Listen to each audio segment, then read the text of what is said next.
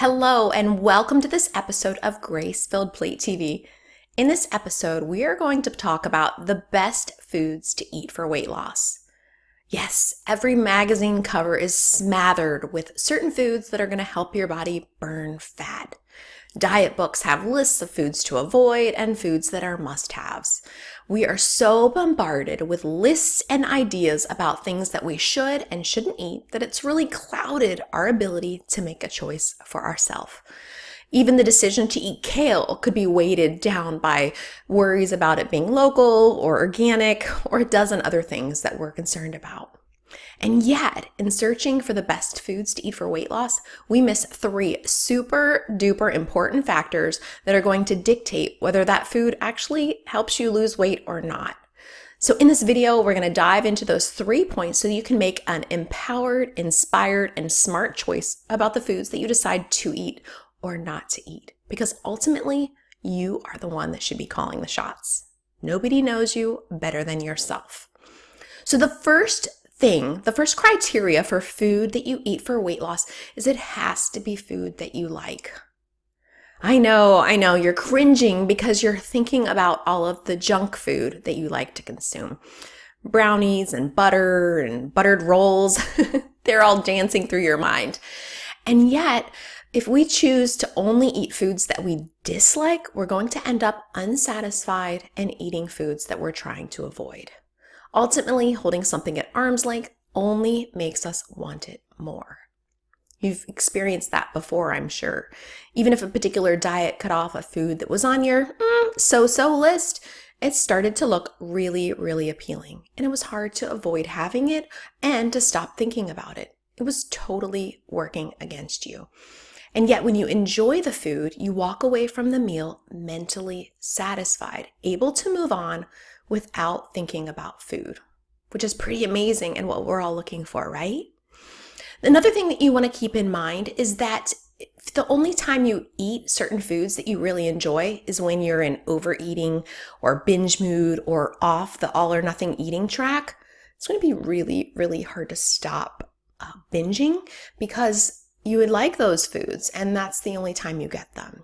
So by bringing them systematically into your daily meals or weekly meals, they'll begin to start losing their pull and become just another food. So that's the first criteria for foods that lead to weight loss. You need to eat foods that you enjoy. The second one is actually going to help calm some of your fears. We need to eat foods that make us feel great. And this could be the type of food or the quantity of food. Now, in order to lose weight, we need to move more, to be active, to be energized, and not in a place of stress and where we're not sleeping so well. So this would probably mean that it would cut out eating strictly fast food or strictly processed carbs with loads of sugar and hydrogenated fat. You would feel like a lump on a log and you wouldn't be very inspired to get up and move and sort of live out the calling that God has on your life. What foods make you feel great? Now, this doesn't mean that you would only be eating quote unquote healthy foods all the time. This may include a modest portion of richer, sugary, or less healthy foods, and that's totally fine. There's an amount of these foods that feels okay for you. For example, let's say you go out to dinner and you're really craving a burger and fries. Those are foods that you like, right? Point number one. But you realize that if you had a meal of burger and fries, you're going to feel physically lethargic. Your body's probably going to just want to take a nap, and mentally you're not going to feel so great either. So you make a choice of marrying your wants with your wisdom, and you choose to get a salad and split a serving of fries with someone else because that night the fries sounded a little bit better than the burger. But you assured yourself that another time you could go and split a burger or have part of a burger with a salad because that would also help you feel really great. You finish your meal, you don't go home and binge on unwanted food because you're mentally and physically satisfied. And hey, maybe you even feel good enough to go for a walk afterwards. You are winning because you chose foods that you like and foods that you make you feel awesome. It may help you to take some time and just jot down different foods that you like and see which ones make you feel great as well. And you can check off things that I do like that, but every time I eat it, I feel like garbage and I just crave more and more and more of this food. And that list will change over time as you get more proficient at moderating your choices of certain sweets and snacks that aren't held off at arm's length. You'll be able to eat smaller portions where you don't feel so yucky. But for the time being, you may decide to avoid certain foods, and that's totally okay. If it's your choice and it's not an outside rule that it feels like it's creating a list of good and bad foods. It's not that it's bad, it's just something I'm not going to have right now. So the third thing that makes a criteria for food that leads to weight loss, right? This sort of untraditional list of weight loss foods is that it needs to be something that satisfies you physically. So we mentioned foods that you like. So that's mental satisfaction there. That curbs the desire to keep eating because you had something that you actually enjoyed. The second point was something that makes you feel good.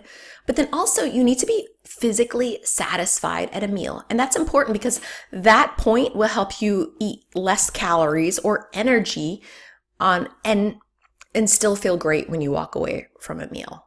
So this is where nutrition comes in a little bit. We're going to be talking about sane nutrition here, where it's smart, but it's not rules-based. It's education, but it's not weighing you down with all of these unnecessary rules. Smart, sane nutrition means that you're looking at amounts of food that are going to complement one another. When you look at your plate, you're going to want to look for, is there a carbohydrate source? This could be vegetables, it could be a potato, it could be bread. Is there a protein source? This could be beans or meat or a dairy product. Is there a fat? Do I have some oil, butter, nuts, seeds? A meal with all three of those components will help you leave the meal feeling satisfied. A bunch of any of those probably won't feel so great. Completely lacking any, not going to feel so good either. If you are a child of the 90s as well and you ate a massive meal with zero fat, you know exactly what I'm talking about. All the protein and carbs in the world won't leave you feeling great if there's not a little bit of fat there to satiate you. And the same can be said for carbohydrates and proteins as well. So choose a meal that is going to satisfy you physically, having the fiber, water, protein, fat, and carbohydrates in there. And that really is the criteria that we want to run through foods to eat for weight loss. They're ones that you like, ones that make you feel good, and ones that ultimately allow you to walk away from the meal physically and mentally satisfied. That so you can move on, let food be done. It's off the to-do list. You don't have to think about it anymore. And then you move on to things that are more important in your life. So I hope that has helped you to clarify sort of the checklist to run the foods that you eat through. And if you have any questions, feel free to post below, leave a comment, and I'll be happy to get back with you. Have a great day. Bye-bye.